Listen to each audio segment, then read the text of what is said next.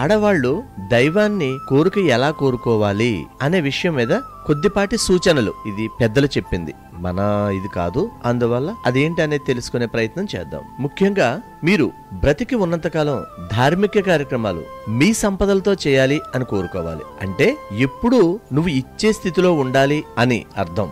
అంటే ఎప్పటికీ నీకు సంపాదన ఉంటుంది. అంటే ఇప్పుడు కూడా నాకు సంపాదన కావాలి అనేదానికంటే ధార్మిక కార్యక్రమాలు చేయడానికి నా సంపదతో కావాలని కోరుకోవాలి. తద్వారా ఏమవుతుందంటే ఆ భగవంతుడు ఆ సంపద మీకు ఇస్తాడు. ఆ సంపద ఎప్పటికీ ఉంటుంది. ఇక రెండోది, నా ఇంట్లో దైవానికి నిత్య నైవేద్యం ఉండాలని కోరుకోవాలి. అంటే నీ ఇంట్లో ధాన్యం ఎప్పుడూ నిలవ ఉంటుంది. ఎందుకంటే నిత్య నైవేద్యం పెట్టాలంటే ధాన్యం ఉండాలిగా. దానికి ఆ భగవంతుని నా ఇంట్లో దైవానికి నిత్య నైవేదన, ఎందుకంటే ఇచ్చేవాడు ఆయనేగా.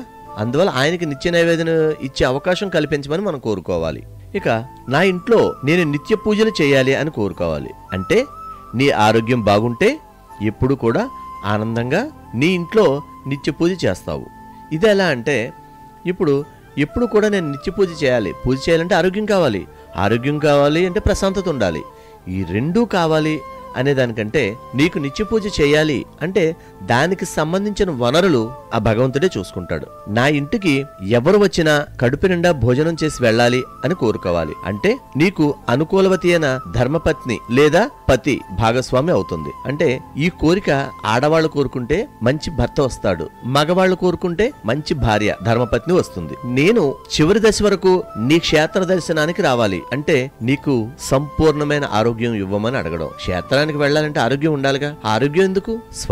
స్వామి నా చివరి దశ వరకు నీ దర్శన భాగ్యం కలిగించు నాకు అంటే మంచి చక్కటి ఆరోగ్యాన్ని ఇస్తాడు భగవంతుడు. ఇక భాగవతులతో నీ గడప నిండుగా ఉండాలి అని కోరుకోవాలి. అంటే నీకు సమాజంలో తగిన గౌరవం మంచి పేరు రావాలని కోరుకోవడం. ఒకదానికి ఒకటి లింక్ ఉంటుంది. అయితే ఎప్పుడు కూడా భాగవతులతో నీ గడప నిండుగా ఉండాలని కోరుకోవడం ద్వారా సమాజంలో మంచి పేరు ప్రతిష్ట అన్ని వస్తాయి. కుటుంబం అంతా సంతోషంగా క్షేత్ర దర్శనానికి రావాలని కోరుకోవాలి. అంటే నువ్వు ఆరోగ్యంగా ఆర్థికంగా కుటుంబంలో అన్యోన్యంగా ఉంటేనే ఇది జరుగుతుంది. ఇంకేం కావాలి జీవితానికి? ఆ స్వామిని అలానే అడగాలి. స్వామి సకుటుంబ సమేతంగా నీ క్షేత్ర దర్శనానికి రావాలి. ఇదంతా ఎలా సాధ్యం? కుటుంబంలో అందరూ ఆనందంగా కలిసిమెలిసి ఉంటేనే అది సాధ్యం. ఇక చివరిగా నేను పండు ముత్తైదువుగా సంతోషంగా కాలం చేయాలి అని కోరుకోవాలి. అంటే భర్తకు సంపూర్ణ అంటే పూర్ణాయు ఆరోగ్యం ఇవ్వాలని కోరుకోవడం. మనకు తల్లిదండ్రులు ఆ దైవమే, వారిని కాక ఇంకెవరిని అడుగుతాము? కానీ అడిగే కోరిక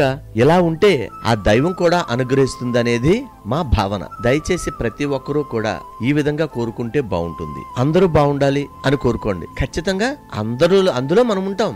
ఎలా అంటే ఒక చిన్న ఉదాహరణ చెప్పబోతున్నాను. ఒక యువకుడు పడుకున్నాడు. తెల్లవారుజామున ఒక కల వచ్చింది. ఆ కలలో దేవుడు కనిపించి ఒక వజ్రం చేతిలో పెట్టి, ఇంకొక 10 రోజుల్లో ఈ కలియుగం అంతమైపోతుంది కనుక నువ్వు ఏమి ఎంజాయ్ చేయాలనుకున్నా సరే ఇప్పుడే చేసేయి. ఈ 10 రోజుల్లో నేను ఎంత ఎంజాయ్ అయినా చేసేయి అని అంటాడు. అయితే ఈ యువకుడు లేస్తాడు. లేవగానే అయ్యో ఇది కళ అనుకుంటాడు. అలా అంటే చేతిలో వజ్రం ఉంటుంది. గబగబా లేచి వెళ్తాడు. వెళ్లి ఇంట్లో భార్యని పిల్లల్ని తల్లిని తండ్రిని అందరినీ పిలుస్తాడు. ఇంకో 10 రోజుల్లో కలియుగం అంతమైపోతుందట. స్వామి నా కళ్ళలో కనిపించి చెప్పారు, ఇదిగో వజ్రం, ఈ వజ్రం ఇచ్చి ఎంజాయ్ చేయమన్నారు. ఇక అప్పుడు వాళ్ళు ఏం చేస్తారు?